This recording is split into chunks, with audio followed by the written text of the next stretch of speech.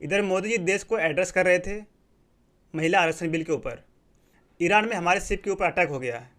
चलिए हम इसके ऊपर जानते हैं, चर्चा करते हैं।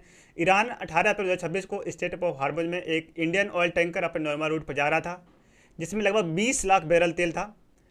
तभी अचानक ईरान की इस्लामिक रेवोल्यूशनरी कोस्ट गार्ड ने उस जहाज़ के पास पहुंचती है और वार्निंग फायरिंग शुरू करती है।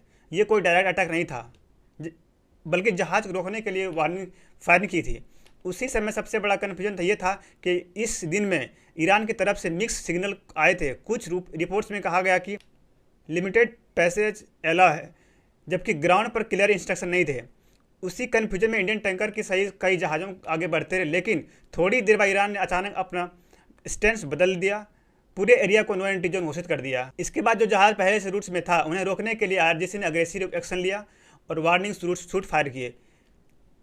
इंडियन तेल टैंकर को भी इसी तरह दौरान टारगेट किया गया, लेकिन उस पर सीधा हमला नहीं हुआ। जहाज़ को सिर्फ रोकने और डराने की कोशिश की गई थी, जिसके बाद टैंकर को मजबूरन वापस मुड़ना पड़ा।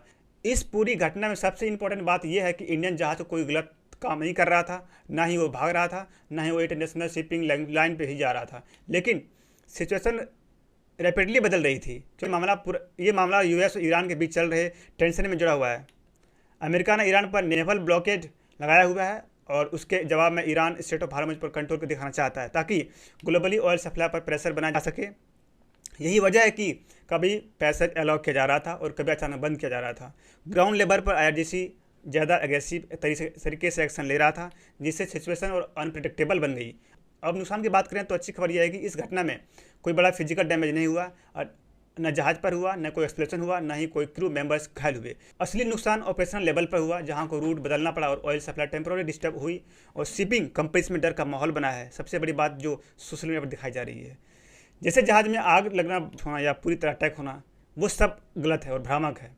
इमेज एडिटेड हैं। असल में ये एक वार्निंग और कन्फर्मेशन था कि फुल स्केल अटैक ये सीधा घटना तौर पर इंडिया के लिए खिलाफ नहीं, बल्कि यूएस ईरान जियोपॉलिटिकल टेंशन का हिस्सा है, और जहां ईरान अपनी स्ट्रेटेजिक पावर दिखाने की कोशिश कर रहा है और ग्लोबली ट्रेड रूट को लेवरेज कर रहा है। तो कुल मिला के ये है कि ईरान में स्टेट ऑफ हार्मज हमारे शिप पे डायरेक्टली अटैक नहीं हुआ है। राय है कमेंट बॉक्स में जरूर बताएं।